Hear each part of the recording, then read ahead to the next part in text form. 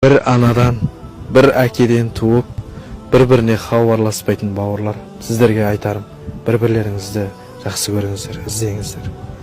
Себебі өмір тым қысқа.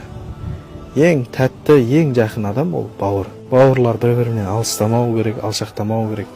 Егер қиын сәтте бауырынан басқа ешкімге не айта аласың? Кімге не айта аласың егер бауырынан басқа? Бауыр деген сөзге лайықты болуымыз керек. Себебі сенің белден бірге шыққан бауырың. Сол үшін бауырлар, бір-бірлеріңізді іздеңіздер. Ақша керек сәтте ғана: алло, аға қалайсыз? Или інім, бауырым қалайсың? Маған ақша керек еді деп хабарласпаңыздар. Ондай моментте такида хабарласады адам. Жағдайын сұрау керек. Ағасы інісінің, інісі ағасын жағдайын сұрау керек. Жұмысы қалай? Тірлігі қалай? Міне бауырлық қалай болып жатыр? Қиналып жатыр ма? Қазіргі таңда қиын болып кетті ғой.